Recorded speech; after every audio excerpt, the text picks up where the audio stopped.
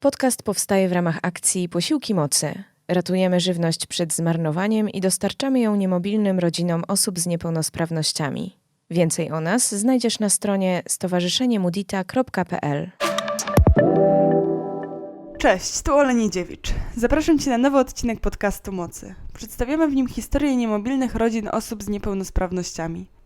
Dziś przedstawię Wam historię pani Marty, matki Kuby i 10-letniego Stasia. Staś ma wadę układu nerwowego i jest w spektrum autyzmu. Choruje też na padaczkę lekooporną. Ich mama jest bardzo zaangażowana w życie rodzinne. Organizuje wspólne wakacje i spacery, a jednocześnie zawodowo jest bardzo aktywną i dynamiczną specjalistką od PR-u, w czym pomaga jej mega ekstrawertyczny charakter.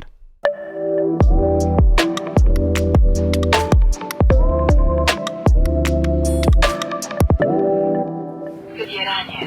Proszę czekać. Trzeba wcisnąć krzyżyk, a później po kolei. Drzwi są odblokowane. Zapraszam. Ola Niedziewicz. Marta Gawrylik. Dzień dobry. Tu usiądziemy sobie, czy gdzie? Tutaj możemy usiąść, zaraz rozłożę wszystko. Dobra. Proszę położyć tutaj. Tak. Te palniki są. Tak, bo my świętujemy urodziny od lutego. W lutym były Kuby, w marcu były moje, a jutro są Staśka. I tak po prostu... Tak, lubimy baloniki. Moja cała rodzina jest bardzo ekspresyjna. Mam introwertyków i ekstrawertyków, do których ja się zaliczam. Mamy 2 synów z Piotrem, Stasia i Kubę. Kuba ma 7 lat, jest typowym introwertykiem, bardzo uczuciowym, bardzo emocjonalnym, ale tłumiącym uczucia w sobie. Natomiast Staś ma 10 lat i Staś jest dzieckiem chorym, niepełnosprawnym. Ma zaburzenia ze spektrum autyzmu, ale przede wszystkim ma wadę genetyczną, która się objawia wadą układu nerwowego, co też rzutuje na to, że cierpi na padaczkę lekooporną. Ma bardzo duże trudności w rozwoju psychicznym, jak i fizycznym, jest opóźniony. Na tym etapie, na którym jesteśmy teraz, to potrafi przejść kilka kroków samodzielnie, nie komunikuje się słowami, tylko obrazkami albo gestami, więc my się na szczęście rozumiemy bez słów. Potrzebuje wsparcia przy jedzeniu, przy posiłkach, także przy higienie osobistej, także wymaga całodziennej opieki. Nie wiem, czy jest tu moment na to, by powiedzieć, jakie ma cechy charakteru, które nam ułatwiają to funkcjonowanie. Tak, właśnie chciałam zapytać, co lubi i jaką jest osobą, oprócz tego, że jest osobą z niepełnosprawnością, to jakim jest człowiekiem? Jakim jest człowiekiem? Ile ma lat? Stasiek ma 10 lat, tego nie powiedziałam. I jest takim bardzo pogodnym dzieckiem. Jest nawet takim zgrywusem. Kiedyś nasza neurolog, dr Szymańska, mówiła, że to jego takie wysokie, mocne poczucie humoru jest taką bardzo mocną stroną Staśka. I rzeczywiście jest mega pogodnym chłopcem, który zachwyca się wszystkim, co żyje, co jest na świecie. Nasze spacery polegają na zachwycaniu się słońcem, chmurami, niebem, trawą, pasami czarno-białymi na jezdni, światłami, samochodami, więc dzięki Stasiowi rzeczywiście odkrywamy takie bardzo, bardzo małe, drobne rzeczy, które potrafią wyrastać do rangi jakichś naprawdę niesamowitych rzeczy dla niego, bo zachwyca się wszystkim. Oprócz tego, to takie trochę szczęście, nieszczęście. Jest bardzo dynamicznym chłopcem i niestety bardzo absorbującym. Wymaga cały czas kontaktu, co bardzo nas cieszy, dlatego że cały czas te relacje mamy ze sobą. Właśnie śmiejemy się, cały czas musimy mu opowiadać co on widzi. Jesteśmy jego językiem. I to jest na pewno dla nas mocne, że ta relacja między nami jest bardzo bliska i bardzo mocna. Ale z drugiej strony to jest bardzo wyczerpujące, bo tyle, ile ja lub Piotr musimy z nim rozmawiać, cały czas nazywać mu wszystkie rzeczy, na spacerach non-stop, to już po pewnym czasie już jest uciążliwe. A dodam, że już tak mamy prawie 11 lat. Wiadomo, że na początku jeszcze nie był taki rozmowny. Ta rozmowność u niego się rozwinęła około 5 roku życia. Więc rzeczywiście już mamy takie 6 lat non-stop gadania, więc to, o czym ja marzę zawsze, to ciszy. i nie mówieniu nic do nikogo.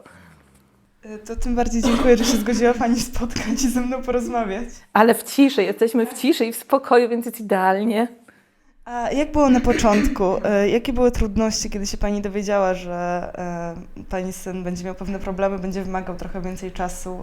Jak się Pani czuła i jakie trudności napotkała na początku tej drogi? Na początek to w ogóle była ciąża. To był 32 tydzień prawidłowo przebiegającej ciąży. Ja jestem z reguły bardzo taka optymistyczną osobą, taką trochę nawet beztroską. Nigdy w życiu mi się nie wydarzyło nic złego. Ta ciąża też była takim bardzo, bardzo fajnym czasem i w 32 tygodniu, kiedy zapomniałam w ogóle o tym, że mam USG, poleciałam na to USG z rozpędu, zaparkowałam gdzieś samochód, gdzie później mnie Straż Miejska ścigała, wskoczyłam do gabinetu i niestety tam się okazało, co się okazało, była bardzo długa cisza przy badaniu USG.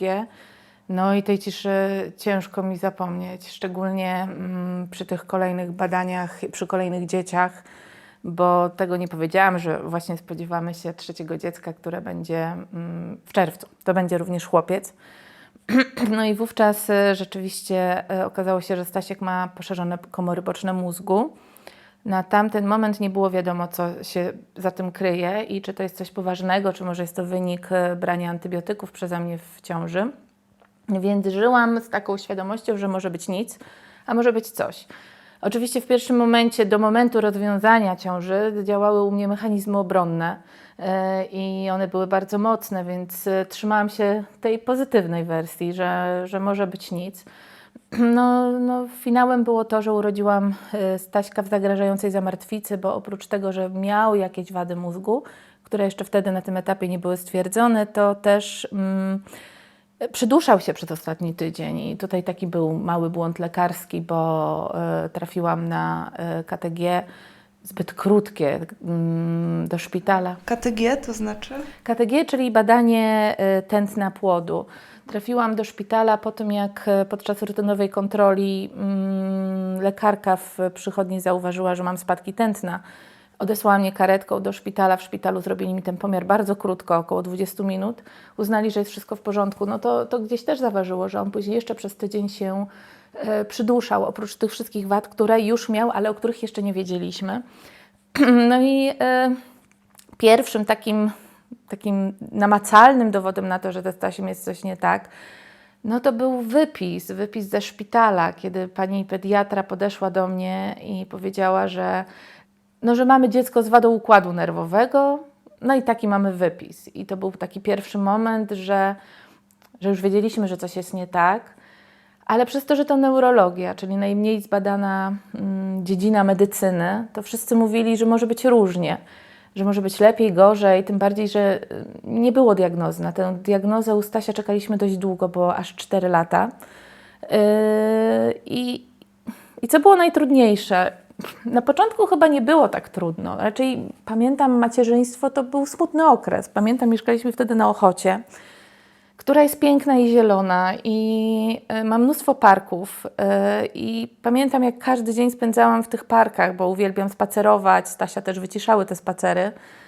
Ale jak teraz przejeżdżam tymi samymi ulicami, to czuję wielki smutek, bo wtedy było naprawdę bardzo smutno. To był bardzo trudny czas takiego niepokoju. Mimo że ja cały czas wierzyłam i cały czas miałam nadzieję, że jeszcze będzie dobrze, bo w sumie nie było diagnozy, nie było wiadomo, co jest, no to było takie bardzo smutne i takie osamotnienie.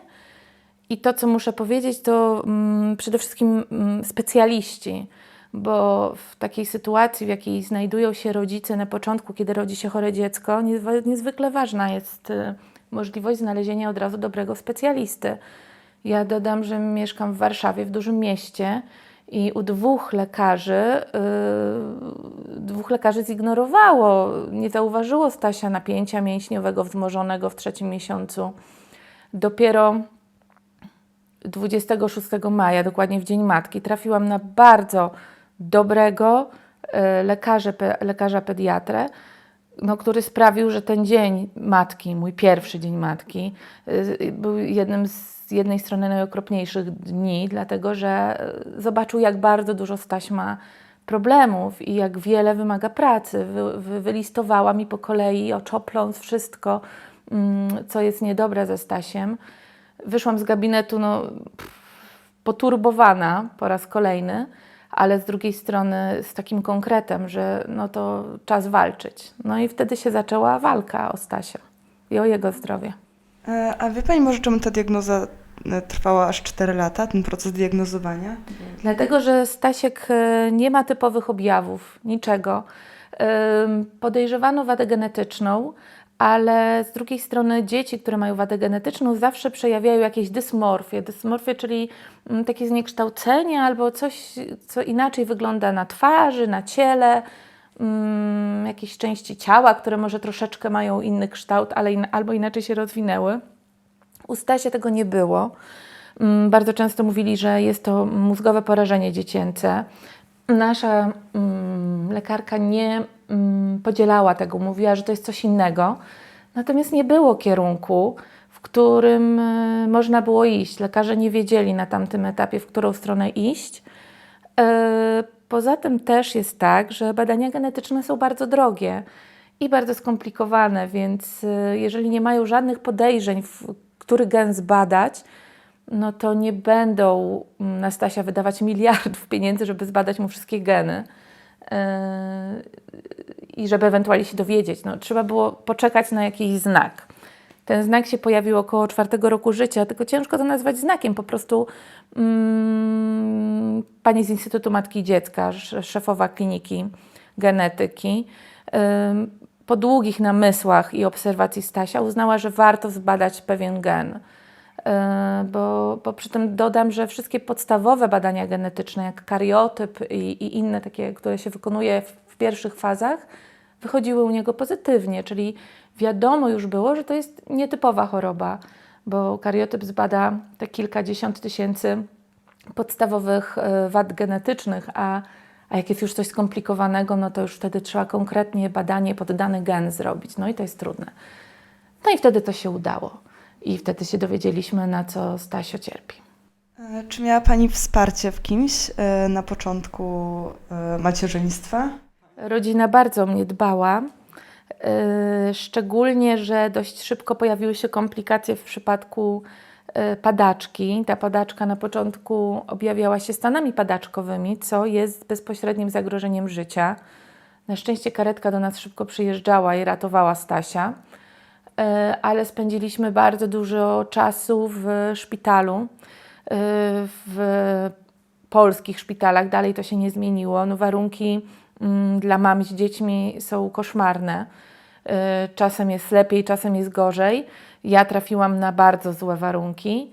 To był oddział neurologii i spanie na małym materacyku pod łóżkiem dziecka, codziennie z pełną salą rodziców i dzieci, które wiadomo, że na oddziale neurologii zachowują się różnie.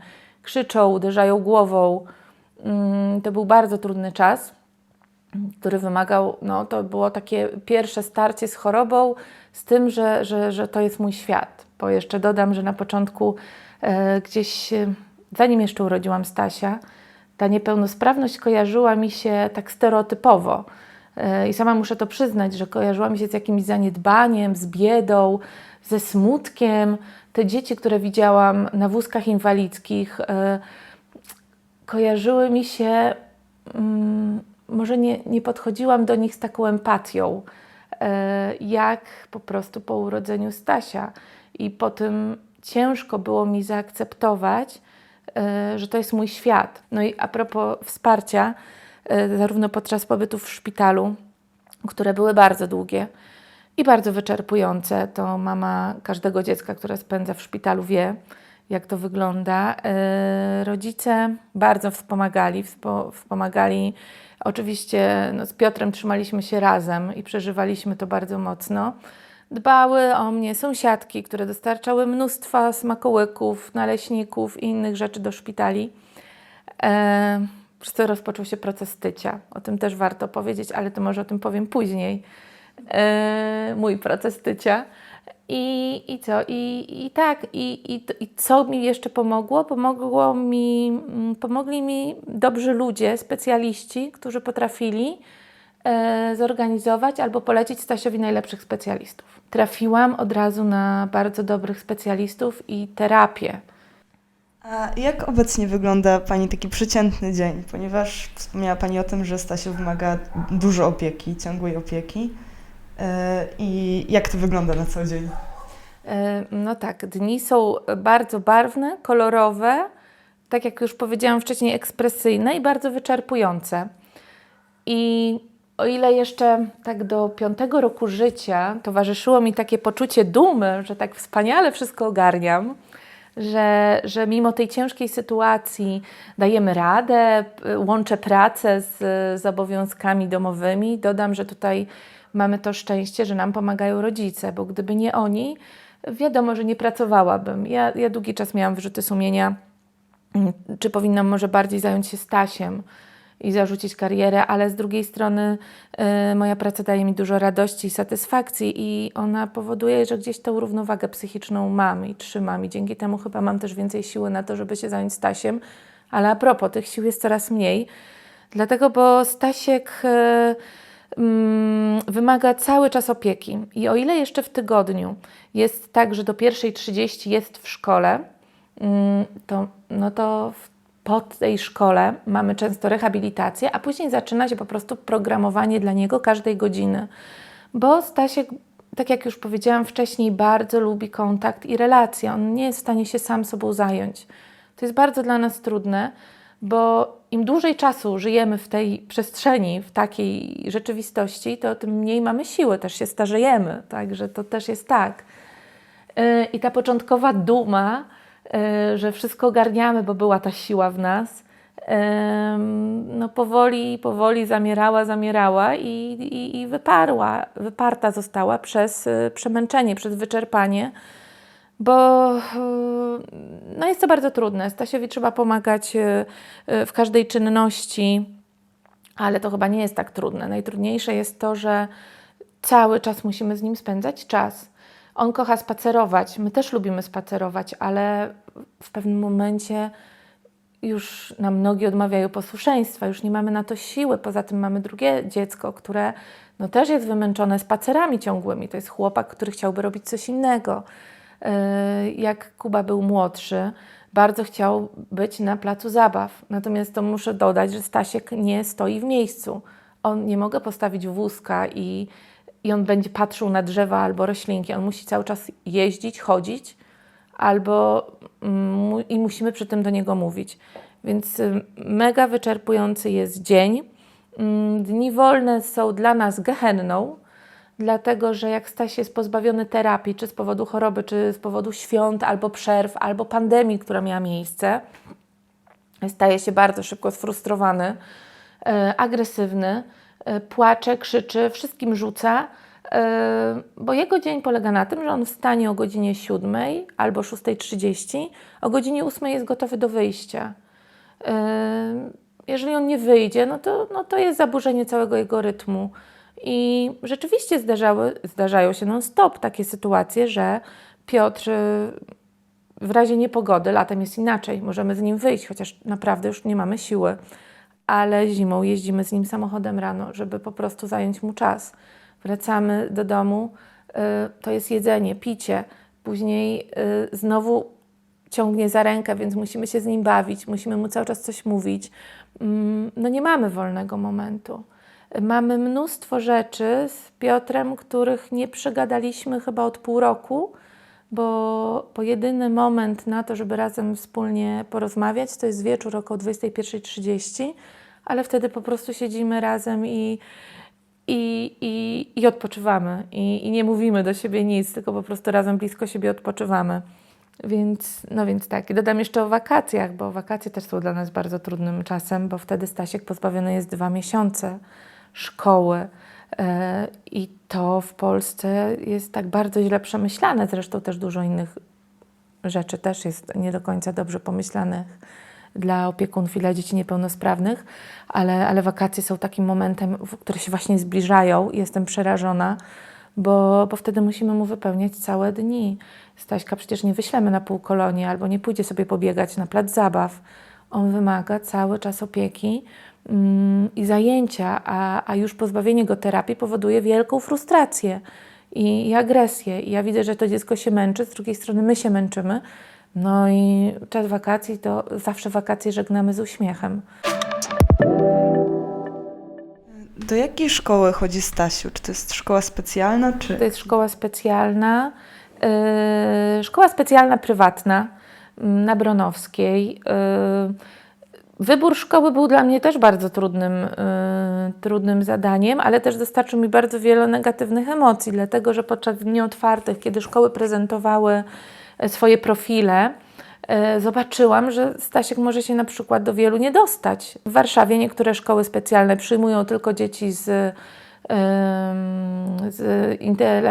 niepełnosprawnością intelektualną w stopniu umiarkowanym albo słabym.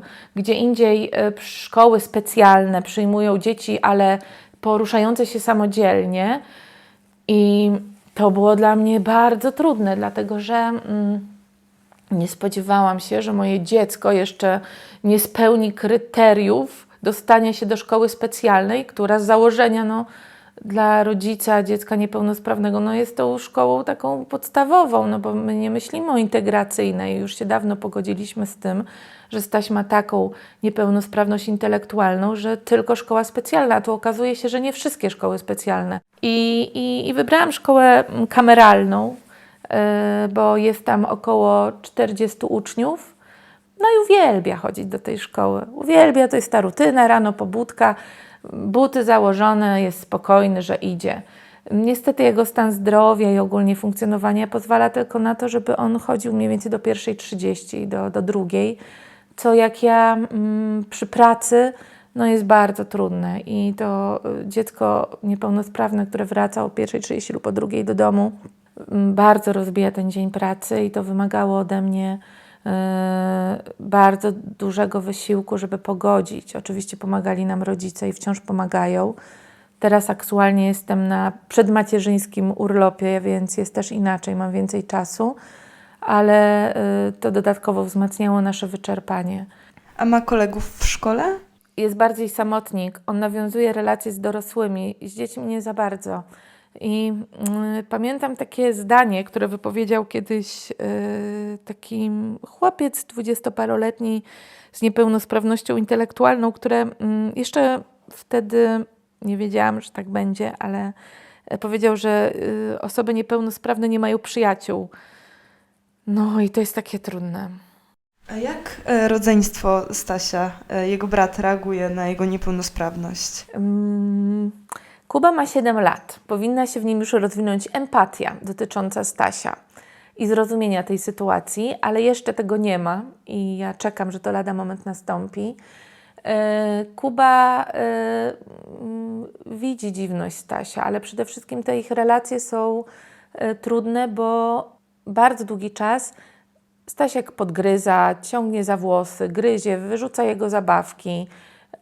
Więc Kuba w nim nie widzi kompana do zabawy, nie rozumiejąc jeszcze teraz tego, że Staś jest chory i to, co on robi, nie robi intencjonalnie, specjalnie, żeby Kubie zepsuć zabawkę albo mu przeszkodzić, tylko po prostu tak się zachowuje.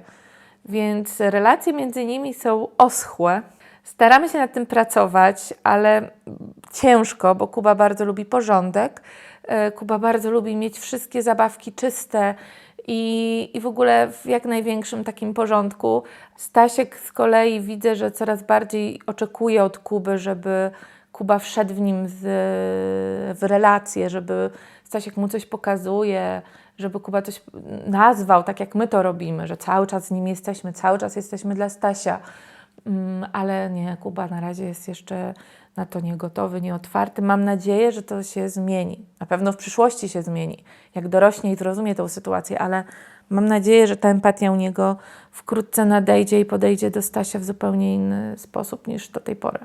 Chciałam się jeszcze zapytać, czy spędzają Państwo w ogóle czas razem jako rodzina cała? Jeśli chodzi o spędzanie wolnego czasu, no to ten czas niestety jest w głównej mierze zdeterminowany przez potrzeby Stasia. I naszymi takimi najfajniejszymi, ale w sumie jedynymi możliwymi funkcjami spędzania czasu jest spacerowanie, często po lesie, albo jazda na rowerze. No i to jest super, dlatego że mamy wspaniałą przyczepkę dla Staśka, który siedzi z tyłu. My jedziemy na rowerze. Kuba jest zadowolony, bo jeździ na rowerze, a ja nie muszę do Stasia nic mówić, bo on na tej przyczepce jest dosyć daleko. Więc wiem, że jest szczęśliwy, a ja po prostu mogę prosto przed siebie jechać, z nikim nie rozmawiać, patrzeć się w dal i po prostu no, taki odbywam bardzo duży reset. Wspólne wyjścia na plac zabaw, no też nie do końca, dlatego że Kuba chciałby spędzić na tym placu zabaw bardzo dużo czasu. Staś nie stoi w miejscu, więc nie możemy go postawić. Oczywiście on się zainteresuje karuzelą albo huśtawką przez jakieś 10-12 minut, ale potem już jest złość i znowu ten Kuba jest taki stratny. No ale mimo wszystko staramy się o to dbać. Pomaga nam w tym też stowarzyszenie Mudita, dlatego że mamy wspaniałą wolontariuszkę Kingę, która przychodzi do nas no, nawet 2 razy w tygodniu często i zajmuje się Stasiem przez 3 godziny. Głównie są to spacery, bo Stasiek uwielbia spacery, bardzo polubił Kingę, więc oni razem chodzą, opowiadają sobie wszystko, co na tych spacerach widzą wspaniałego. I my wtedy z Piotrkiem i ze Kubą mamy 3 godziny dla siebie. No i te 3 godziny to są magiczne 3 godziny. To samo fakt, że ja to wyliczam na 3 godziny, bo to jest naprawdę taki magiczny czas. Często idziemy do restauracji i po prostu możemy sobie swobodnie, w ciszy i w spokoju zjeść pizzę, albo obiad, albo idziemy na deser, albo idziemy do sali zabaw. Kuba też doskonale czuje, że to jest czas dla niego i on wie, że jak przychodzi nasza ciocia Kinga, to będzie czas dla niego. Więc staramy się, jest to bardzo trudne, ale staramy się uczknąć takie pojedyncze gdzieś wrzutki, żeby tylko odsapnąć na chwilę. I naprawdę taka godzina, 2, a właśnie czasem 3, to nie muszą być jakieś ekstra rzeczy do zrobienia, tylko takie zwyczajne, najzwyczajniejsze. No i też z Piotrkiem staramy się wychodzić wieczorem, czasem. Na szczęście mamy tu wsparcie rodziców, którzy mogą zostać wieczorem z chłopcami i to też nam bardzo pomaga. I też to są takie wieczory bardzo spokojne.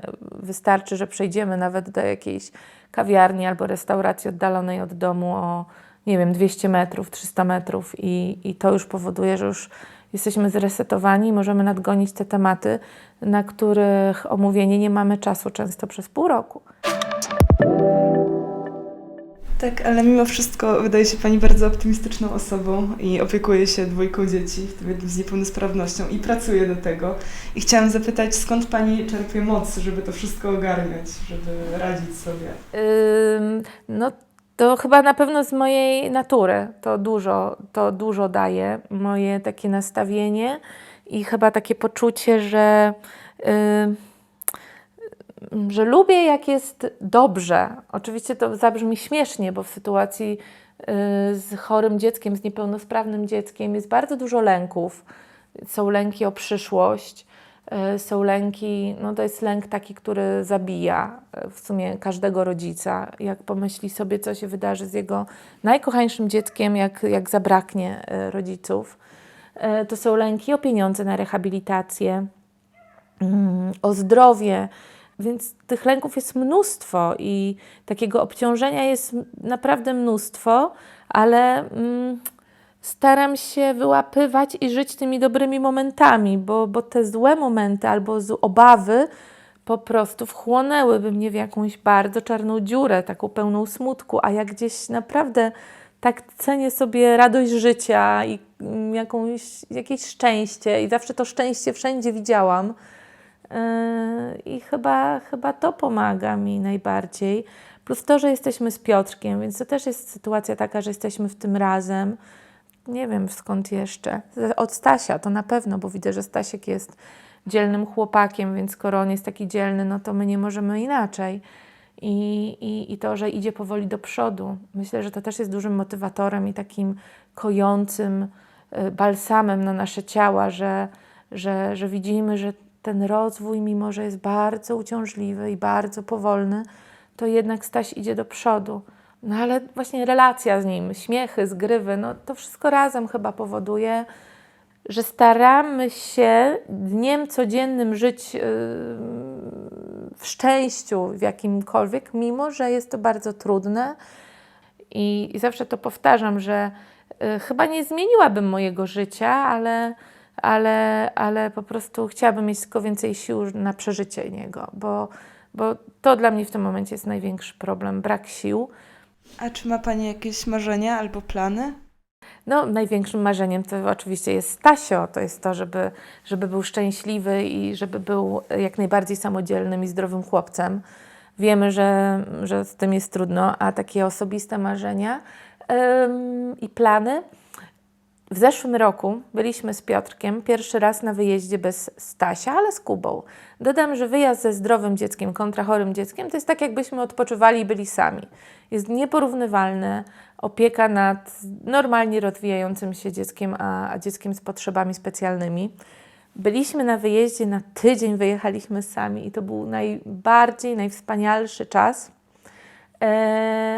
I taki czas, kiedy rzeczywiście mogliśmy odpocząć, to było bardzo bierne odpoczywanie, głównie leżenie na słońcu, bez zwiedzania czegokolwiek i robiłam to świadomie, nie miałam innych potrzeb, tylko leżeć i odpoczywać. No i to są chyba moje plany.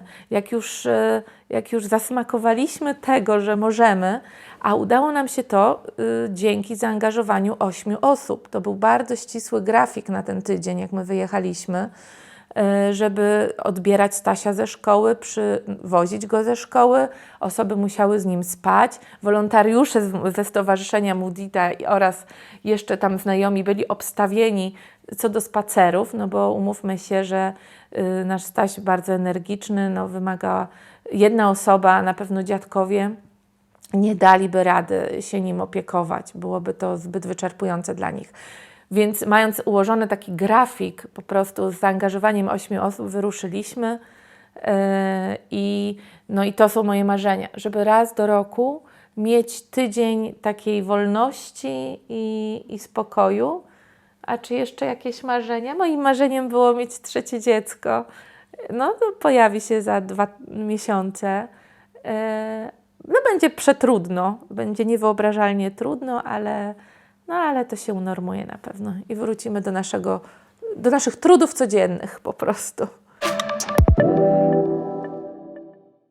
Dziękuję Wam za przesłuchanie kolejnego odcinka podcastu Mocy. Zachęcam też do tego, żeby w wolnej chwili posłać tę rozmowę dalej. Być może wspólnie uda nam się zwiększyć świadomość związaną z sytuacją rodzin niemobilnych w Polsce. Zapraszam również oczywiście na kanały społecznościowe Stowarzyszenia Mudita, które stoi za tym całym przedsięwzięciem i publikuje różne ciekawe treści dotyczące niepełnosprawności i niemobilności w swoich social mediach. A na koniec dodam tylko, że ta innowacja testowana jest w ramach projektu Innowacje na ludzką miarę 2, rozwój mikroinnowacji w temacie włączenia społecznego, realizowanego w ramach programu operacyjnego Wiedza, Edukacja, Rozwój, współfinansowanego z Europejskiego Funduszu Społecznego. Dzięki i do usłyszenia.